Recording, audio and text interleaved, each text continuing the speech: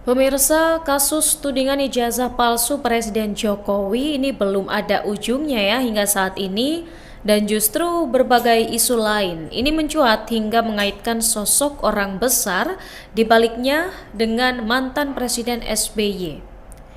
Kemudian untuk dugaan isu ini Tribuners, Partai Demokrat pun resmi melaporkan 4 akun media sosial ke Polda Metro Jaya mengenai tudingan Presiden ke-6 RI Susilo Bambang Yudhoyono terlibat dalam isu dugaan ijazah palsu Jokowi. Partai Demokrat ini meminta polisi untuk melakukan penyelidikan dan penyidikan terhadap 4 akun medsos ini Tribuners. Memang untuk 4 akun media sosial ini dilaporkan dengan menggunakan pasal di Kitab Undang-Undang Hukum Pidana yang baru.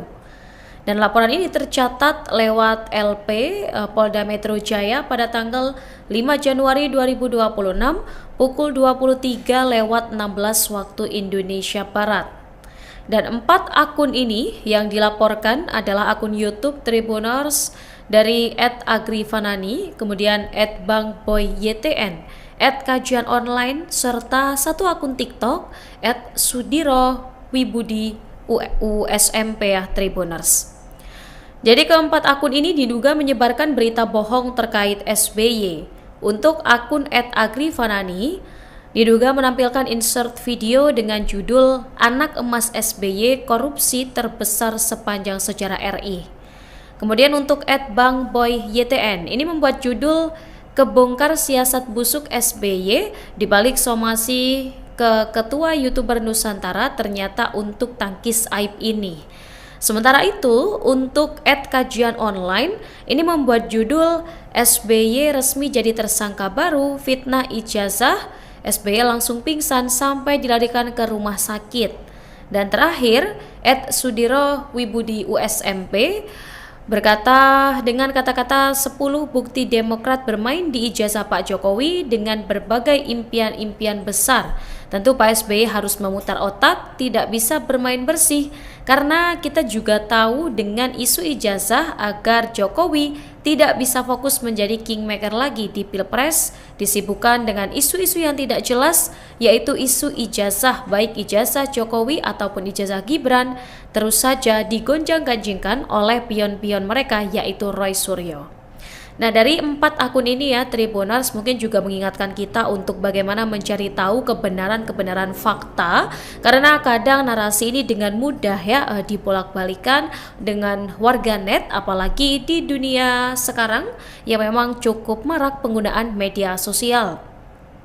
Dan atas laporan ini, Polda Metro Jaya kabarnya telah menerima laporan terkait dugaan penyebaran berita bohong atau hoax ya yang beredar melalui sejumlah platform media sosial.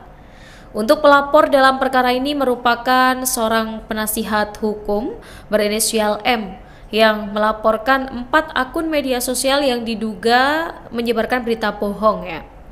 Nah, dalam laporan yang disampaikan pada Senin 5 Januari, pelapor menyebut adanya konten video di media sosial yang dinilai memuat informasi tidak benar serta berpotensi menimbulkan keresahan di tengah masyarakat. Kabid Humas Polda Metro Jaya, Kombes Pol Budi Hermanto membenarkan adanya laporan ini dan menyampaikan untuk perkara saat ini telah ditangani tim penyelidik. Jadi Kombes Budi menegaskan bahwa setiap laporan masyarakat akan ditangani secara profesional dan objektif. Ia juga mengimbau ya masyarakat agar lebih bijak dalam menggunakan media sosial serta tidak mudah menyebarkan informasi yang belum jelas kebenarannya seperti apa.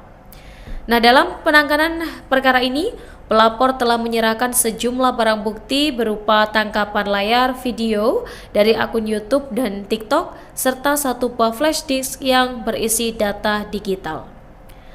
Di sisi lain Tribuners, ada kuasa hukum Roy Suryo, Ahmad Khozinuddin, ini yang justru menyoroti sikap Jokowi ya terkait lontaran tuduhan tentang adanya orang besar di balik tudingan ijazah palsu.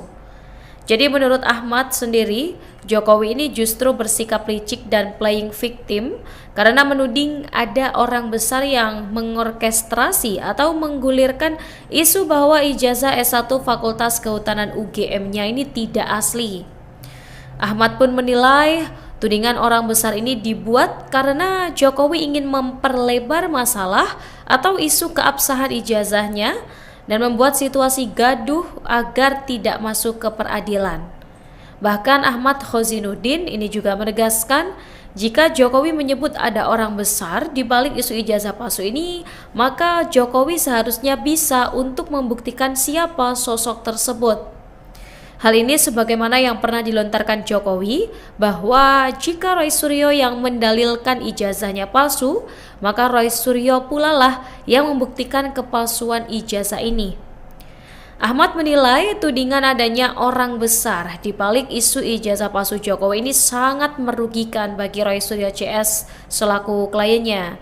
Sebab ada kesan mengesampingkan pentingnya penyelidikan keabsahan ijazah Jokowi dan mengecilkan peran Roy Suryo CS sebagai pion politik belaka. Ahmad ini menegaskan kliennya sama sekali tidak memiliki kaitan dengan sosok atau orang besar yang ditudingkan oleh Jokowi.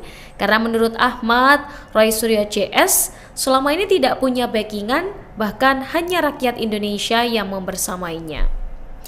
Tribuners, simak dulu beberapa tayangan setelah ini ya untuk menambah informasi bagi Anda.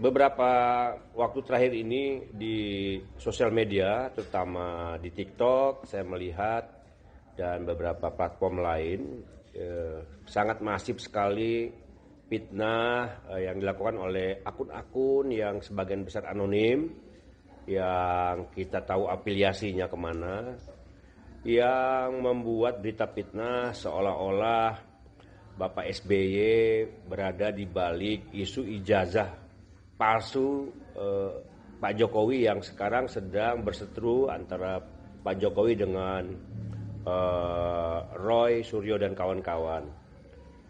Ini tentu sangat mengganggu. Saya bertemu dengan Pak SBY beberapa hari lalu. Pak SBY cukup terganggu dengan isu ini karena tidak benar yang disebutkan bahwa Pak SBY berada di balik isu ijazah palsu ini, atau bahkan disebut Pak SBY berkolaborasi dengan Ibu Megawati dalam mengungkap soal ijazah palsu Pak Jokowi ini. Jadi sama sekali itu nggak benar. Hubungan Pak SBY dengan Pak Jokowi juga selama ini baik.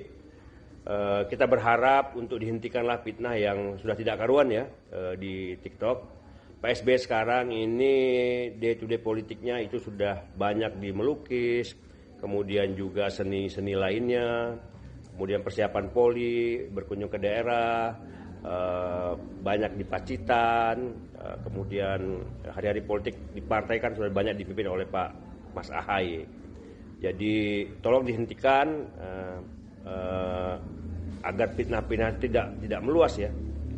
Kalau juga tidak dihentikan, ada kemungkinan PSB akan mengambil langkah hukum akan dengan pertama memberikan somasi kepada orang-orang yang download Tribun X sekarang, menghadirkan lokal menjadi Indonesia.